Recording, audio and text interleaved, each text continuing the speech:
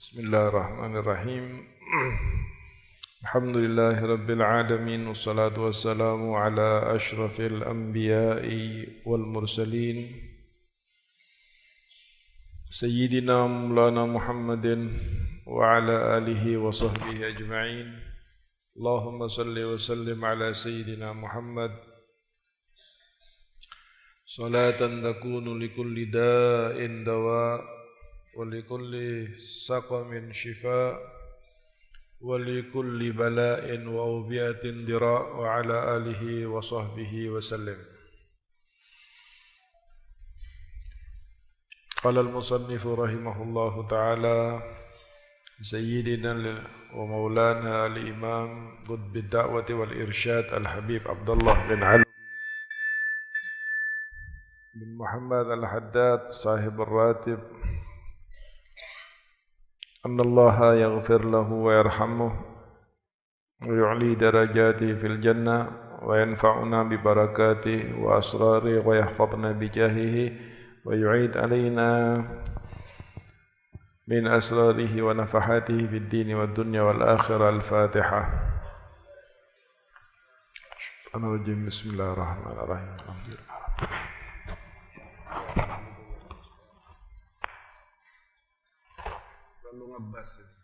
terlalu ngebas pokok.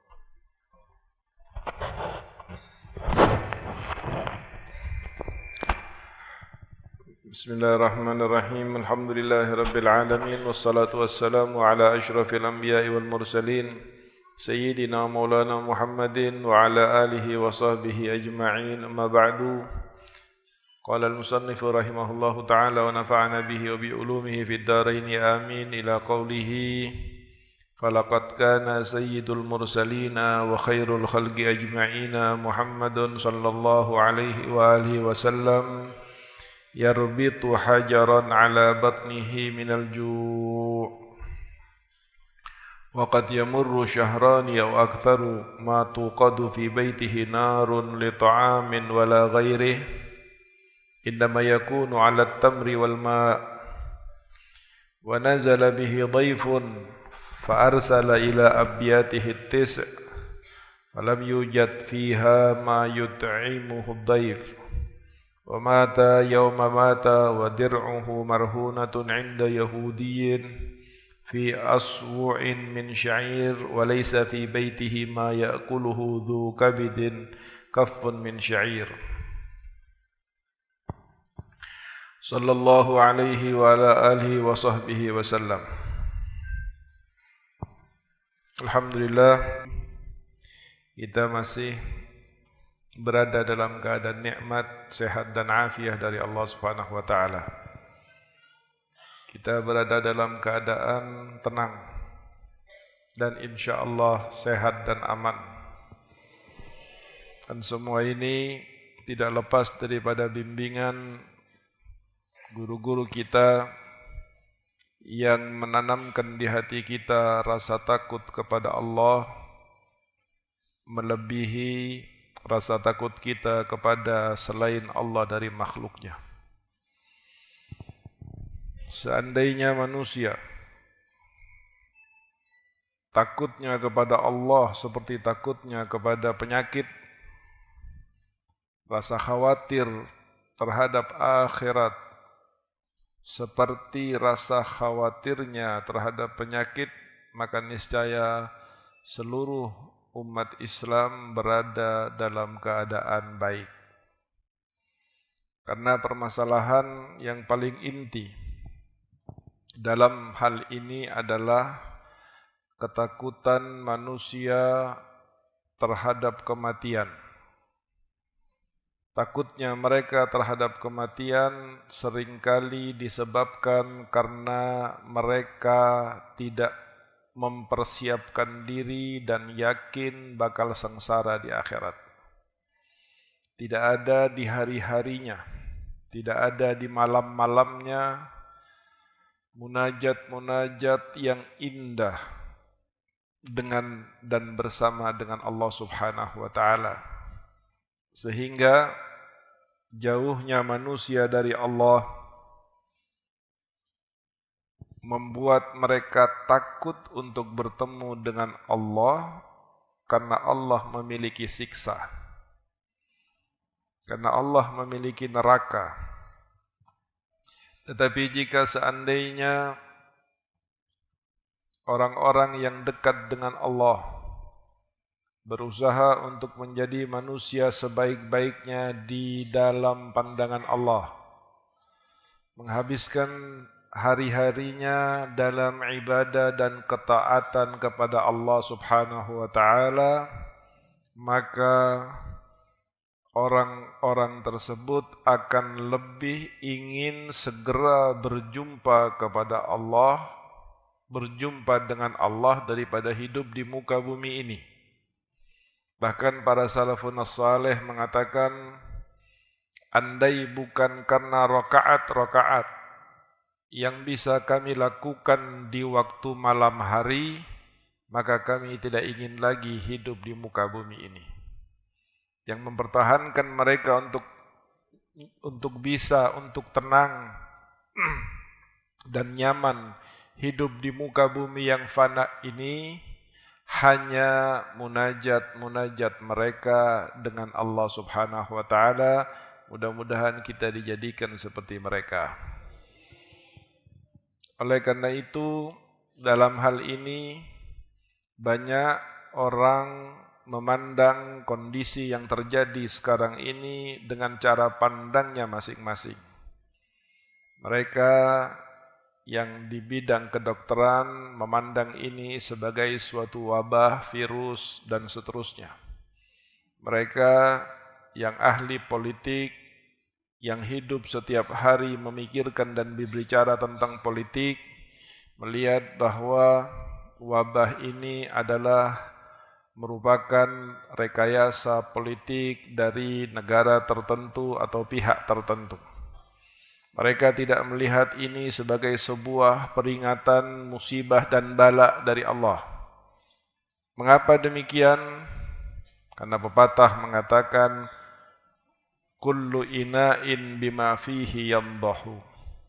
Semua tergantung dari apa yang berada di dalam hati dan di dalam fikirannya. Maka atas dasar itulah mereka akan berbicara. Tetapi orang-orang yang takut kepada Allah Subhanahu wa taala tidak melihat sesuatu terkecuali mengaitkan hal tersebut dengan kekuasaan Allah Subhanahu wa taala. Bahkan para salafun salih termasuk Al-Habib Abdullah bin Alwi bin Shahab, Al-Habib Alwi bin Abdullah bin Shahab Ainut Tarim, kalau beliau melihat mendung berkumpul maka terlihat ketakutan di wajahnya. Apa yang ditakutkan? Khawatir itu adalah merupakan pertanda azab dari Allah Subhanahu wa taala yang akan menimpa umat karena sebab dirinya yang tidak taat kepada Allah Subhanahu wa taala.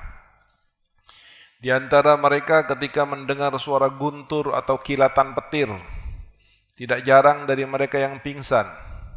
Bukan karena mereka takut kepada petirnya, tetapi ketakutan di dalam hati mereka adalah bahwa petir itu merupakan azab dari Allah yang akan menyambar orang-orang yang tidak taat kepadanya termasuk dirinya. Inna fi khalqis samawati wal ardi wa ikhtilafil laili wan nahar la ayatin liulil albab. Kejadian yang terjadi, perpindahan siang dan malam dan apa yang menjadi dinamika peristiwanya adalah merupakan sesuatu yang merupakan objek yang menjadi pemikiran dari orang-orang yang memiliki hati. Maka orang-orang yang saleh pastilah akan melihat ini sebagai sebuah peringatan dari Allah, sebuah teguran dari Allah, sebuah bala yang akan mengingatkan mereka apakah mereka akan tunduk kepada Allah atau tetap sombong dengan kemampuannya. Apakah mereka akan kembali kepada Allah atau mereka tetap dengan kemaksiatan dan pelanggarannya. Apakah mereka akan menjadikan hal ini menjadi sesuatu yang mendekatkan mereka kepada Allah, atau bahkan ini dianggap sesuatu yang lain dengan penilaian dan usaha yang tidak akan mendekatkan kepada Allah? Maka semua dari ini ada orang-orangnya. Semua dari pemikiran-pemikiran ini tergantung kepada dasar apa yang menjadi pemikiran dan keyakinannya serta pengetahuan dan apa yang dikerjakan sehari-harinya. Maka kita sebagai seorang yang beriman kepada Allah Subhanahu wa taala pantas untuk menganggap bahwa ini adalah peringatan dari Allah.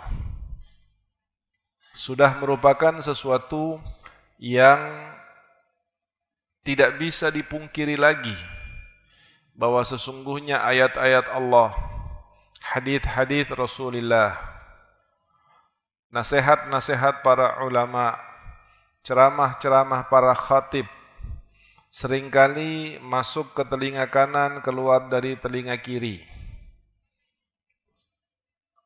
Kondisi makanan haram yang menjadi kebiasaan, riba yang memasuki setiap lini daripada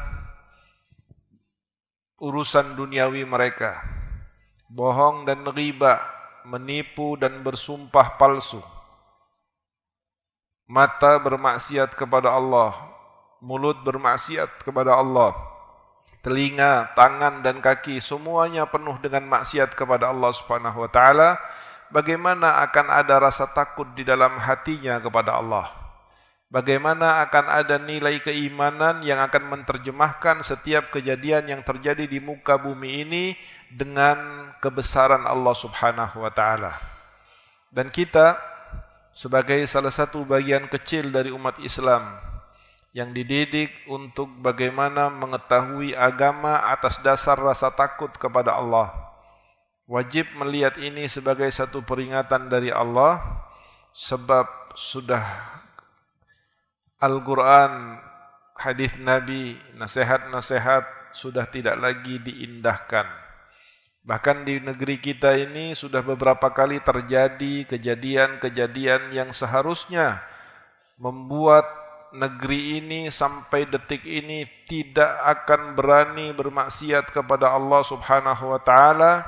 Dengan adanya tsunami di Aceh, dengan adanya gempa di Bantul, dengan adanya longsor, gempa bumi di Palu dan seterusnya, ini seharusnya tidak akan pernah membuat orang berani lagi bermaksiat kepada Allah. Namun demikianlah keadaannya, demikianlah kondisinya. Maka Allah Subhanahu wa taala masih mencintai, masih mengasihi orang-orang mukmin dengan akan terus memberikan bala dan musibah kepada mereka sampai mereka betul-betul beriman, bertakwa, takut, istiqamah, khusyuk dan beribadah kepada Allah dengan sebenar-benarnya. Orang yang cerdas melihat permasalahan ini, orang yang memiliki kecerdasan spiritual, dia akan melihat bahwa cukup dengan kejadian ini untuk kita tidak lagi menyombongkan diri di hadapan Allah, tidak lagi berani terhadap Allah, tidak lagi menutup telinga dari nasihat-nasihat dan petunjuk-petunjuk Allah Subhanahu wa taala.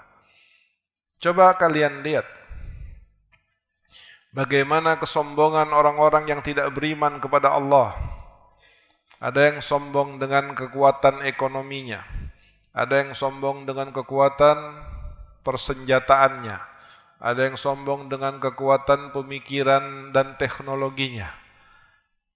Belum lagi tentara-tentara Allah yang besar seperti para malaikat untuk memberikan pelajaran dan menyadarkan mereka.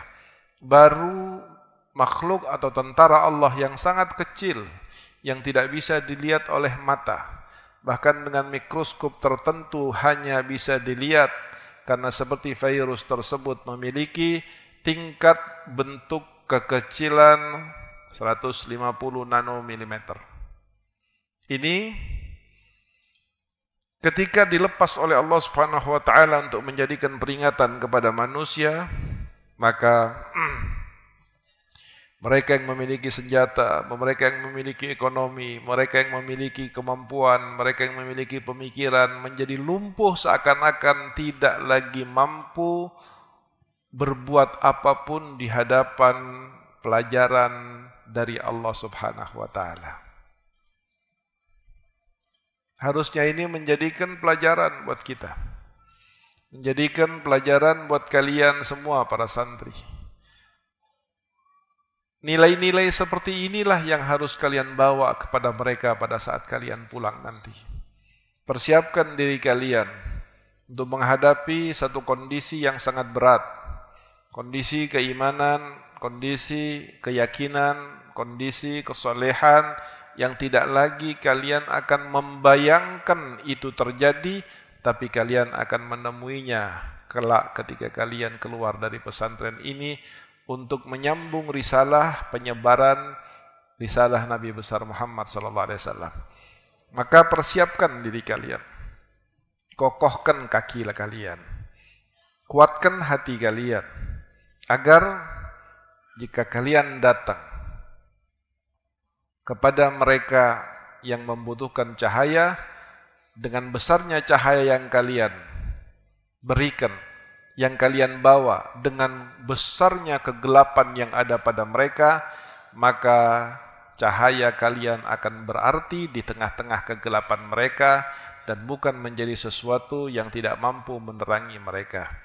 Demikianlah sahabat-sahabat Nabi besar Muhammad SAW pada saat mereka diutus oleh Nabi, setelah diajarin, dididik oleh Nabi, maka ketika dilepas, dikeluarkan, Allah Subhanahu wa taala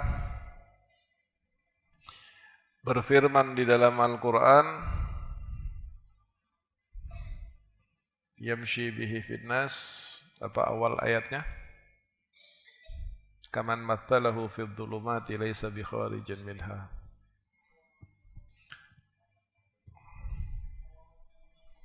Awaman kana maitan fa ahyainahu wa ja'alna lahu nuran yamshi bihi finnas kaman mathalahu fid dhulumati laysa bi kharijin minha. Awaman kana maitan. Para sahabat Nabi di hadapan Nabi Muhammad pada permulaannya adalah orang-orang yang gelap juga. Orang-orang yang tidak memiliki hidayah. Orang-orang yang tidak mengerti keimanan, tapi begitu duduk di hadapan Nabi, masuk dalam lingkungan Nabi, mulai Nabi mengajarkan mereka, mulai Nabi membawa mereka, mulai Nabi mencerahkan mereka, sampai pada akhirnya orang-orang yang gelap tadi menjadi orang-orang yang memiliki cahaya, menjadi orang-orang yang memiliki cahaya, sampai Allah Subhanahu wa taala dalam Quran menggambarkan mereka dengan mengatakan awaman kana maitan fa ahyainahu. Tidaklah engkau melihat betapa orang-orang yang mati batinnya lalu dihidupkan oleh Allah. Wa ja'alna lahu nuran. Lalu kemudian hidupnya mereka itu tentunya dengan cahaya Allah Subhanahu wa taala. Wa ja'alna lahu nuran. Diberi cahaya oleh Allah Subhanahu wa taala. Yang tidak mendapatkan cahaya ini di hadapan Allah adalah orang mati, adalah bangkai, adalah mayit. Walaupun dia kaya, walaupun dia berpengaruh, walaupun dia kuat, walaupun dia semuanya dianggap mayit oleh Allah. Mayit itu bangkai. Mayit itu tidak akan bisa berbuat apa-apa di hadapan Allah Subhanahu wa taala. Waja'alna lahu nuran, lalu kemudian mereka diberi oleh Allah Subhanahu wa taala cahaya. Dengan cahaya itu yamshi bihi finnas. Dia melakukan dakwah di manusia, mengajarkan manusia, mengajak manusia kepada kebaikan. Kaman mathalahu fid dhulumati laisa bi kharijin minha. Orang-orang yang tidak mau mendekat kepada cahaya Allah, tidak mau mencari cahaya Allah, maka dia akan berada dalam kegelapan dan dia tidak akan mampu keluar dari kegelapan tersebut terkecuali lewat orang-orang yang sudah diberi cahaya oleh Allah Subhanahu wa taala. Allahumma inni as'aluka nuran fi qalbi wa nuran fi basari wa nuran fi sya'ri wa nuran fi bashari, wa nuran fi lahmi, wa nuran fi dami, wa nuran fi idhami, wa nuran fi asabi, wa nuran min baini yadayya, wa nuran min khalfi, wa nuran an yamini, wa nuran an shimali, wa nuran min fawqi, wa nuran min tahti. Doa Nabi Muhammad SAW setiap hari yang tidak pernah ditinggalkan oleh Nabi Muhammad dalam keadaan hadir maupun safar. Tidak pernah ditinggalkan oleh Nabi Muhammad baik dalam keadaan sakit maupun dalam keadaan sehat. Doa yang kalian baca setiap hari sebelum salat fajar.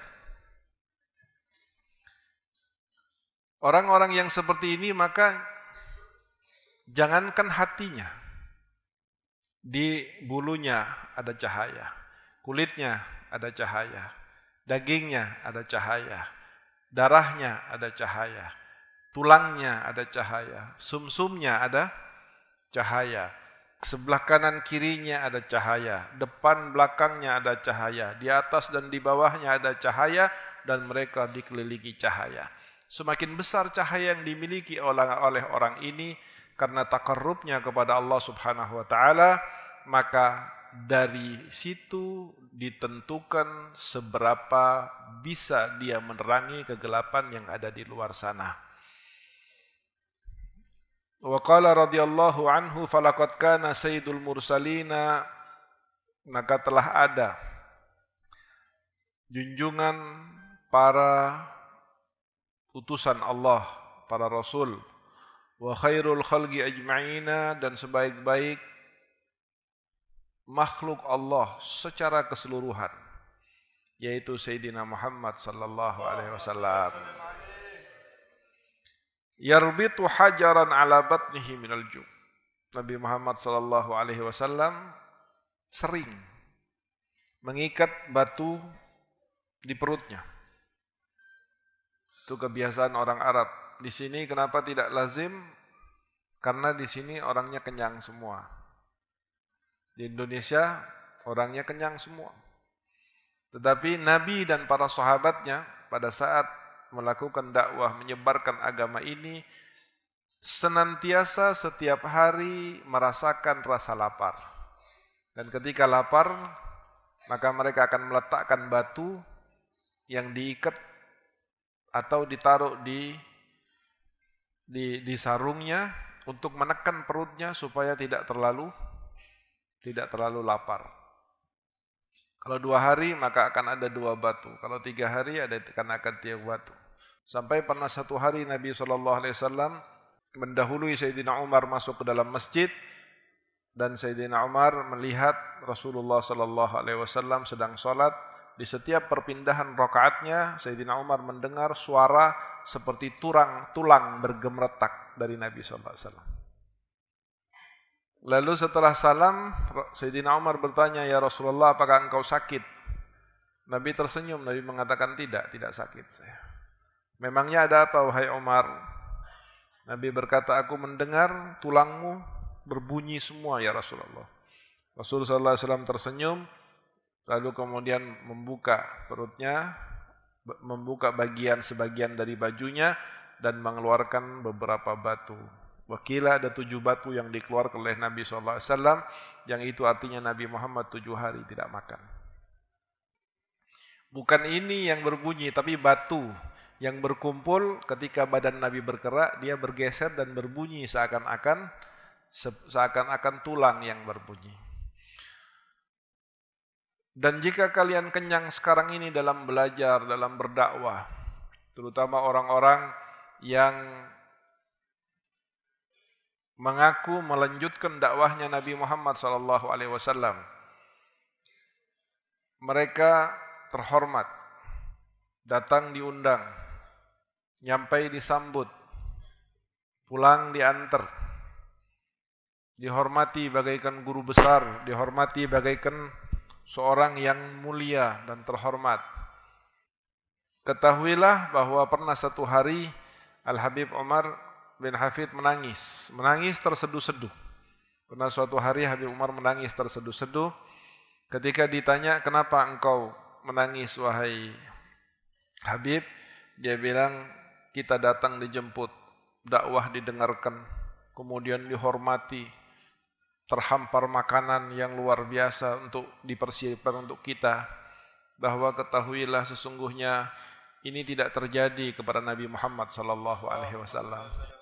Nabi Muhammad sallallahu alaihi wasallam itu kalau mau berdakwah dengan susah payah, ketika berbicara dicemooh, diejek, dilempari.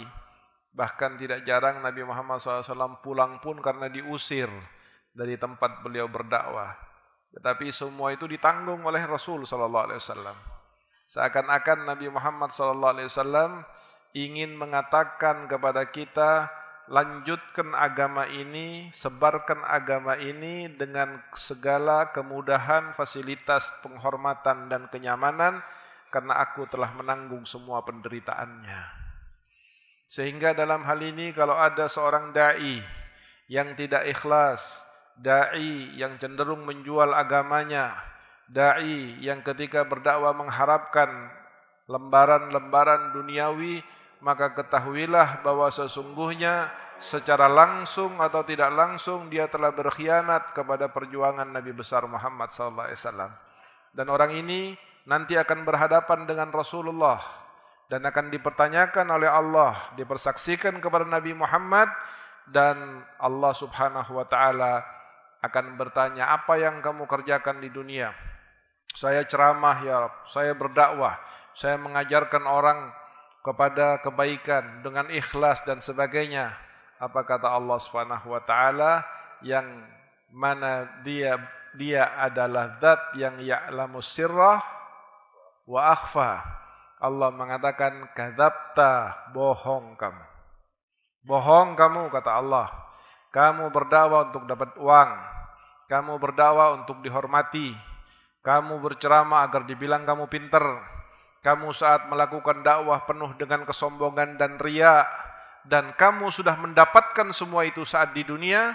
Dipuji sudah, duit sudah, riya sudah, bangga sudah. Wahai malaikat, seret wajahnya dengan wajahnya dan lemparkan ke neraka. Na'udzubillahi min dzalik.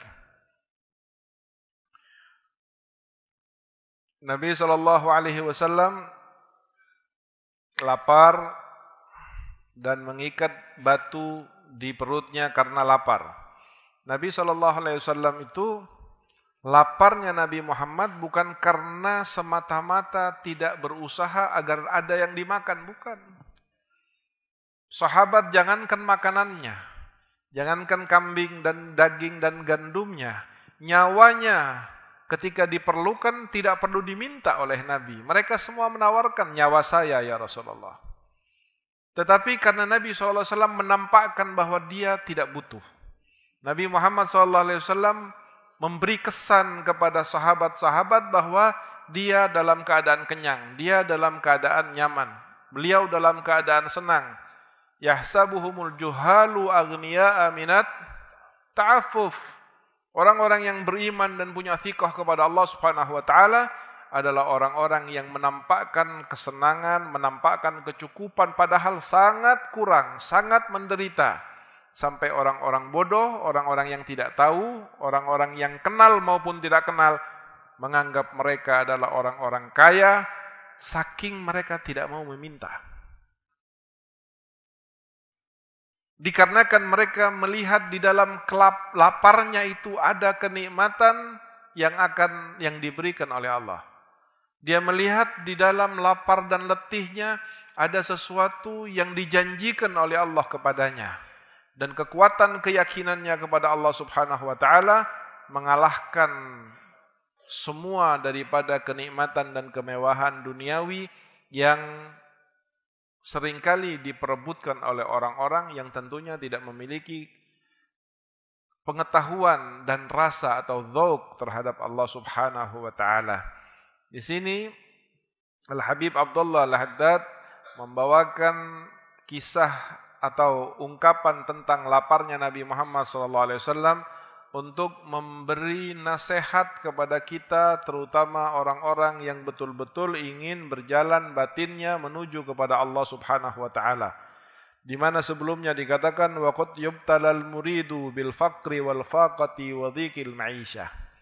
Kadang-kadang orang-orang yang sedang berjalan hadap kepada Allah Subhanahu wa taala itu diuji oleh Allah dengan kemiskinan, dengan kefakiran, dengan sempitnya kehidupannya.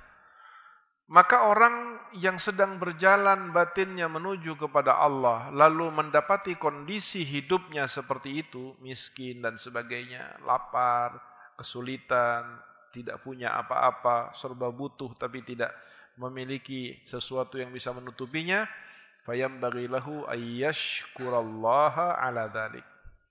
Maka hendaknya dia bersyukur kepada Allah karena diberi kondisi seperti itu oleh Allah Subhanahu wa taala. Wa ya'udduhu, bahkan mereka harus melihat, menghitungnya, menganggapnya sebagai nikmat yang paling besar dari Allah Subhanahu wa taala. Kenapa? Karena tidak ada orang yang sampai kepada Allah Subhanahu wa taala tanpa mujahadah. Tidak akan ada orang yang sampai kepada Allah Subhanahu wa taala tanpa lapar. Tidak ada orang yang bisa batinnya sampai kepada Allah tanpa adanya sahar atau menahan tidur, menahan ngantuk di waktu malam.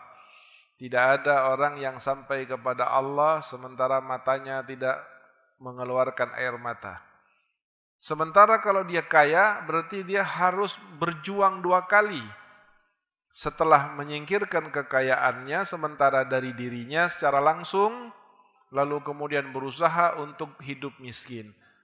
Maka orang-orang yang sudah diberi kemiskinan oleh Allah di dalam kehidupannya, berarti dia harus bersyukur kepada Allah karena dia hanya perlu 1 kali langkah saja untuk bersabar dan tidak perlu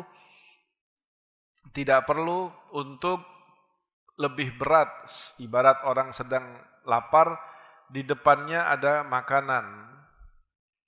Dan orang yang lapar di depannya tidak ada makanan dan tidak punya makanan. Mana yang lebih berat? Lebih berat yang dia menahan lapar tetapi di depannya ada makanan. Kalau orang yang menahan lapar karena tidak ada yang bisa dimakan, maka itu sesuatu yang wajar. Jadi sesuatu yang tidak wajar adalah orang yang lapar menahan makan padahal makanan berada di hadapannya. Sehingga beliau mengatakan bahwa jika seandainya ada seorang murid, seorang yang sedang batinnya berjalan menuju kepada Allah, lalu diberi kefakiran dan kemiskinan, maka sesungguhnya itu adalah nikmat yang paling besar yang dia dapatkan dari Allah Subhanahu wa taala. Wa qad yamurru syahrani aw akthar ma tuqat fi baitihi nar li ta'am wa la ghairihi.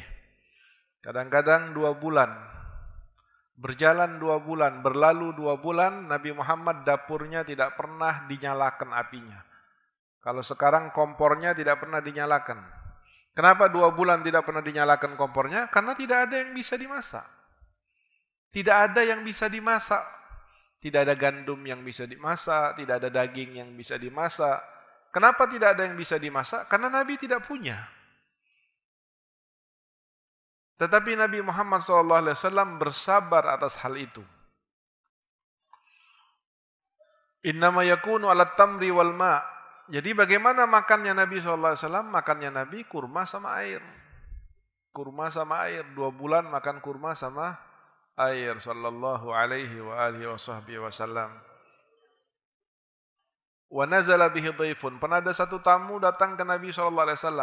Lalu Nabi Muhammad menyuruh seseorang untuk ke 9 rumahnya. Menanyakan ada makanan enggak? Enggak ada. Ada makanan enggak? Enggak ada. Ada makanan? Tidak ada. Sampai 9-9-nya tidak ada makanan. Sallallahu alaihi wa alihi wasallam. Dan beliau lapar itu diantaranya tujuan laparnya Nabi Muhammad SAW untuk memberi pelajaran kepada kita. Umatnya yang akan menjadi penerusnya atau para ulama pewarisnya, bahwa jika seandainya Nabi Muhammad yang mana seluruh umatnya, sahabatnya pada saat itu akan berkorban buat Nabi Muhammad, kalau Nabi Muhammad meminta pasti akan diberi, Kalau sahabat yang lain tidak punya semuanya dan Nabi mau berdoa kepada Allah, pasti akan diberi oleh Allah walaupun gunung akan dirubah wujudnya menjadi emas. Tetapi Nabi Muhammad tidak melakukan itu untuk memberi pelajaran kepada kita bahwa komunitas santri, komunitas ulama, kalau dia kaya itu bukan sebuah keberkahan yang menjadi penilaian di dalam kesolehan atau di dalam wirasahnya. Kepewarisannya terhadap Nabi Muhammad SAW sama sekali tidak akan ditentukan oleh kekayaannya, kemampuannya, kesenangannya, dan seterusnya. Sementara yang lain kadang-kadang menganggap kalau seorang ulama itu kaya, maka wah ulama itu berkah. Justru ulama yang tidak kaya, alim yang tidak kaya, salik yang tidak kaya, itu adalah mereka yang lebih dekat ittiba dan wirasahnya daripada Nabi Muhammad SAW. Bahkan ada seorang yang berdakwah kepada Allah dicintai, yang satu berdakwah kepada Allah dibenci sama orang. Dalam zamanul fitnah mana yang lebih mulia di sisi Nabi Muhammad SAW? Ketahuilah seorang da'i, seorang waris, seorang ulama yang dicintai oleh orang dan ulama yang dibenci oleh orang-orang karena zaman fitnah, maka ulama yang dibenci oleh orang itulah ulama yang lebih dekat ke pewarisannya daripada Nabi besar Muhammad sallallahu alaihi wasallam.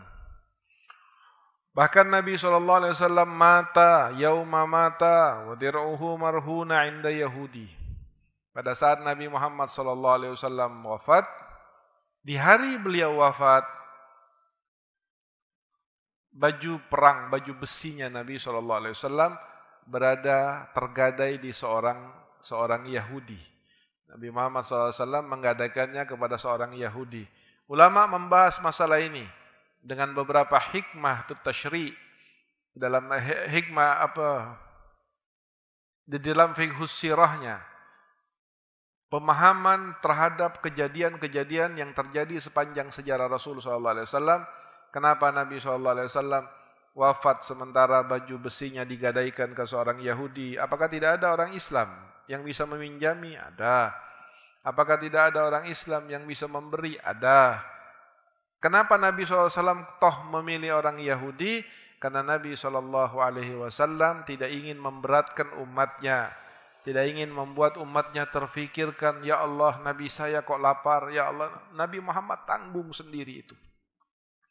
Nabi Muhammad lebih baik menceritakan yang senang-senang kepada umatnya. Tidak akan pernah mengadu kepada umatnya.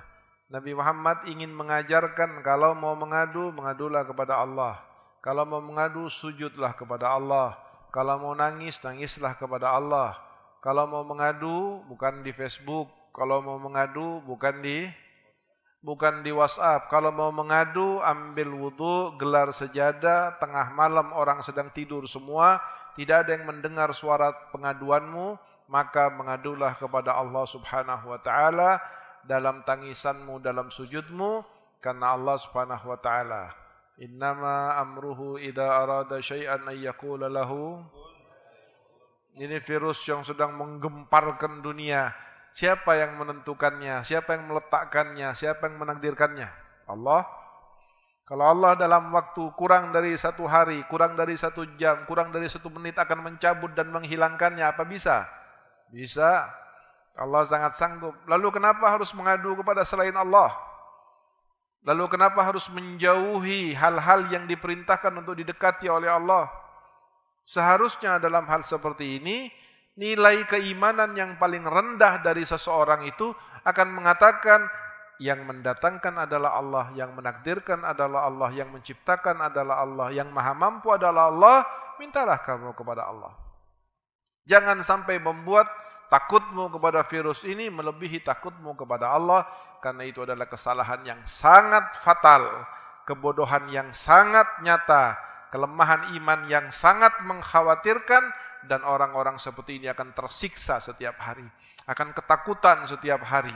Takut dia kehilangan hartanya, takut kehilangan jabatannya, takut kehilangan nyawanya bahkan, Sementara man ahabba liqa Allah, ahabballahu, orang yang senang berjumpa dengan Allah, orang yang cinta kepada Allah, orang yang siap untuk bertemu dengan Allah, maka Allah pun akan senang bertemu dengan dia. Allah pun akan siap untuk bertemu dengan dia. Wa hakadha.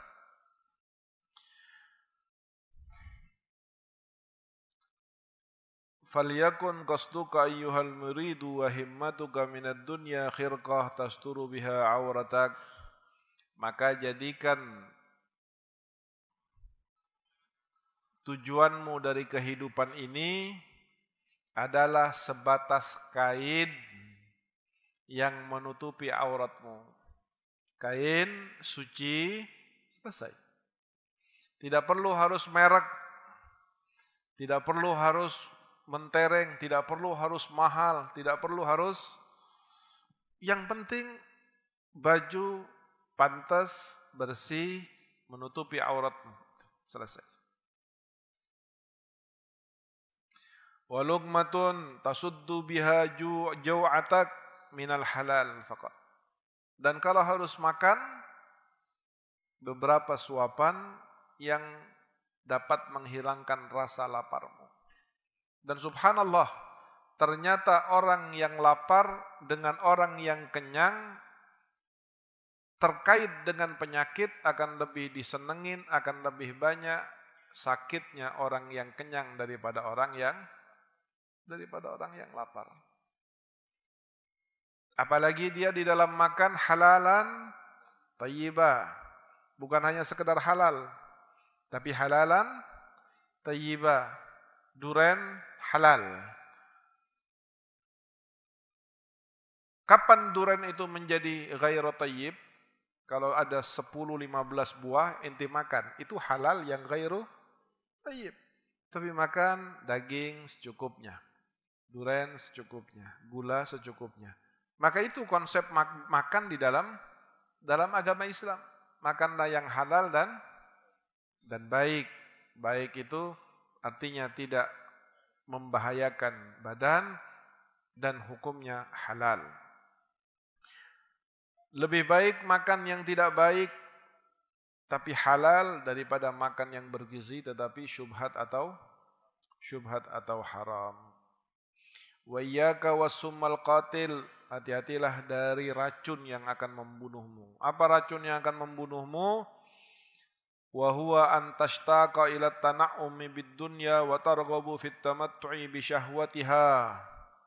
Yaitu kamu rindu, kamu berangan-angan, kamu berharap untuk bisa menikmati gemerlapnya harta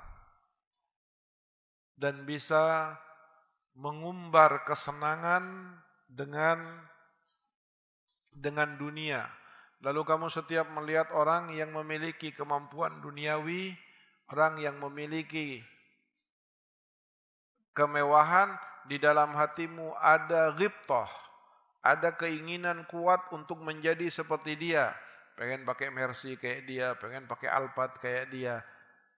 Kata Habib Abdullah bin Alwi al-Haddad, bagi orang awam mungkin ini biasa, tetapi bagi orang yang sedang meniti perjalanan batinnya menuju kepada Allah Subhanahu wa taala, ini adalah as-sammul qatil. Ini adalah racun yang akan membunuh langkahmu, melemahkan langkahmu di dalam perjalananmu menuju kepada Allah Subhanahu wa taala, yang artinya jika itu terjadi kepada kita, maka kita tidak akan pernah sampai batinnya kepada Allah Subhanahu wa taala. Fasawfa yus'aluna 'an na'imiha wa yuhasabuna 'ala ma asabuhu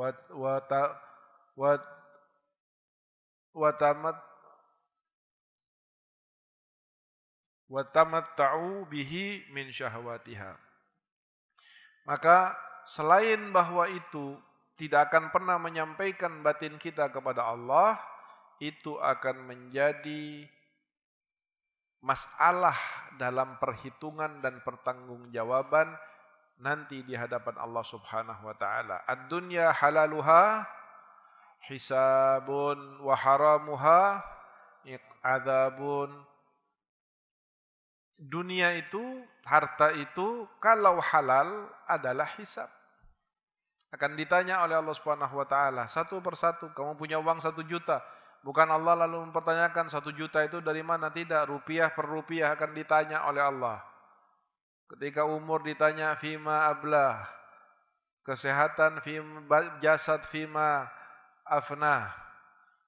Kalau sudah sampai kepada urusan uang, urusan dunia, urusan harta, Allah Subhanahu wa taala bertanya dengan 2 pertanyaan. Min aina iktasabahu wa fima anfaqah. Dari mana kamu dapat, kemana kamu keluarkan. Dan orang-orang yang miskin, ada warat dalam hadis orang-orang yang miskin, maka ini kabar gembira bagi mereka yang miskin. Orang-orang yang miskin soleh dan orang yang kaya soleh, perbedaannya untuk masuk surga itu 40 tahun. Lebih cepat orang miskin. Orang miskin masuk surga dulu. Yang orang kaya soleh masih nunggu. Lah mobilnya, hartanya, uangnya, tokonya, dagangannya, rumahnya, tanahnya, satu persatu akan ditanya oleh Allah. Kalau orang miskin apa? Mau ditanya mobil nggak punya, toko nggak punya, simpenan nggak punya. Dilihat salatnya, zakatnya, puasanya, ininya, hugugul adaminya selesai sudah masuk. Sementara yang kaya akan ditanya.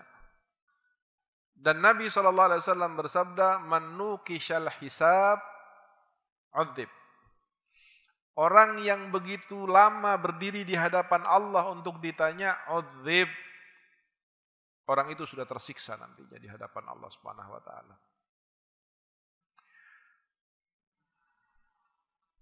Wa yuhasabuna ala ma asabu wa tamatta'u bihi min syahwatiha. Setelah dihisab akan dipertanyakan oleh Allah Subhanahu wa taala. Bahkan di dalam sahabat sahibu sirri Rasulullah Sayyidina Hudzaifah ibn al-Yaman mendapat informasi dari Nabi Muhammad sallallahu alaihi wasallam bahwa orang yang kalau makan ada lebih daripada 1 lauk itu termasuk bibit-bibit kemunafikan.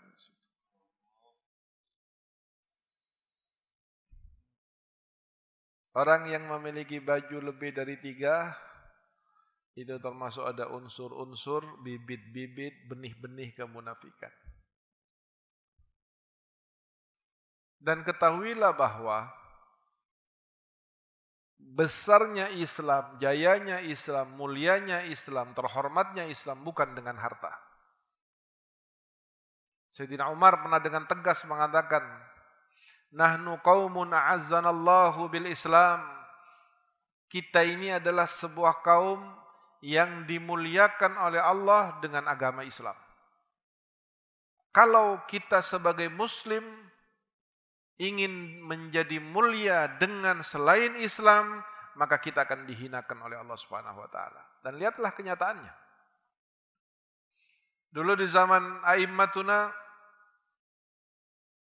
a'immatul madhab misalnya, tidak pernah kita mendengar Imam Malik belajar di ruang gedung yang ada ininya, ada apalagi ada AC-nya ada. Imam Syafi'i, Imam Abu Hanifah, belajarnya di tempat-tempat yang sederhana dan sangat sederhana. Tetapi apa yang terjadi dengan keterbatasan fasilitas dari para a'immatuna? Mereka adalah orang-orang yang sampai detik ini namanya setiap hari disebut. Ilmunya setiap hari dimanfaatkan. Fatwanya setiap hari dilakukan.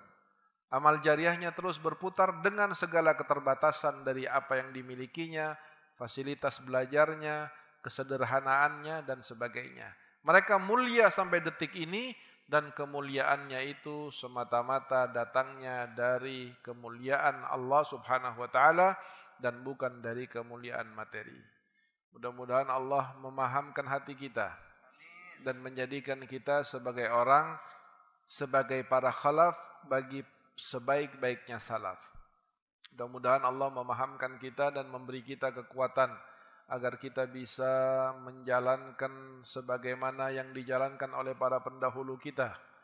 Kita menjadi orang-orang yang meletakkan setiap langkah-langkah kita di bekas telapak kaki dan langkah mereka.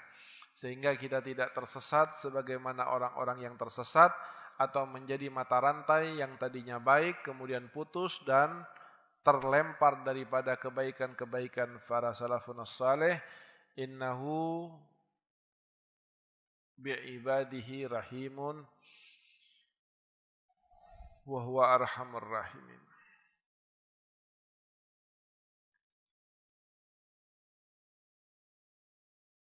Sayyidina Abu Bakar As-Siddiq radhiyallahu an ketika turun firman Allah, "Tsumma latus'alunna yawma idzin 'anil na'im," maka setiap mau minum dia mikir, perlu enggak saya minum? Karena kalau saya minum saya akan ditanya oleh Allah. Setiap mau makan dia mikir, perlu enggak saya makan ini? Setiap suapan difikirkan makanannya. Setiap akan memakai baju, beliau mikir, pakai bajunya harus karena Allah. Pakai bajunya hanya semata-mata untuk menutup aurat. Tidak ada kebanggaan. Apalagi Nabi SAW mengatakan, "Man labisa thawba syuhrati fid dunya, adallahullahu ala ru'usil khalaik yaumal qiyamah." Orang yang memakai baju untuk supaya dikenal karena mereknya, karena modelnya, karena potongannya, maka orang yang memakai pakaian dengan niat tujuan seperti ini, di hari kiamat dia akan direndahkan oleh Allah di depan semua makhluk. Di dunia dia merasa bangga, tapi di akhirat dia akan direndahkan. Karena tidak diizinkan oleh Allah orang-orang yang beriman untuk meletakkan di dalam hatinya mithqala dzarratin minal kibir. Tidak boleh. Allah tidak mengizinkan. Sekecil apapun dari kesombongan di hati tidak diizinkan oleh Allah Subhanahu wa taala. Kan dalam hadis qudsi dikatakan al-kibriya'u ridai faman naza'ahu minni adkhaltuhu nari. Kesombongan itu adalah selendangku, kata Allah. Siapa yang berani mencabutnya dari aku, maka aku akan lemparkan dia ke dalam nerakaku. Na'udzubillahi min dzalik. Bismillahirrahmanirrahim. Allahumma ya 'azimus sultan.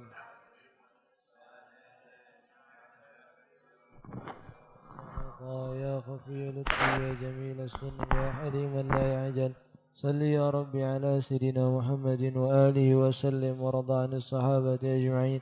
اللهم لك الحمد شكرا ولك المن فضلا وأنت ربنا حقا ونحن عبيدك رقا وأنت لم تزل لذلك أهلا. يا ميسر كل عسير ويا جابر كل كسير ويا صاحب كل فريد ويا مغني كل فقير ويا مقوي كل ضعيف ويا مأمن كل مخيف. يسر علينا كل عسير وتيسير العسير عليك يسير. اللهم يا من لا يحتاج إلى البيان والتفسير حاجاتنا كثير وأنت عالم بها وخبير. اللهم إني أخاف منك وأخاف ممن يخاف منك وأخاف ممن لا يخاف منك. اللهم بحق من يخاف منك نجنا ممن لا يخاف منك. اللهم بحق سيدنا محمد ورسنا بعينك التي لا تنام واكنفنا بكنفك الذي لا يرام وارحمنا بقدرتك علينا فلا نهلك وأنت ثقتنا ورجاؤنا. صلى الله على سيدنا محمد وآله وصحبه وسلم والحمد لله رب العالمين عدد خلقي ورضا نفسي وزنة عرشي. اللهم إنا نسألك زيادة في الدين وبركة في العمر وصحة في الجسد وسعة في الرزق وتوبة قبل الموت وشهادة عند الموت ومغفرة بعد الموت وعفوا عند الحساب وأمانا من العذاب ونصيبا من الجنة وارزقنا النظر إلى وجهك الكريم. وصلى الله على سيدنا محمد وآله وصحبه وسلم. سبحان ربك رب العزة عما يصفون وسلام على المرسلين والحمد لله رب العالمين عدد خلقه ورضا نفسه وزنة عرشه ومداد كلماته.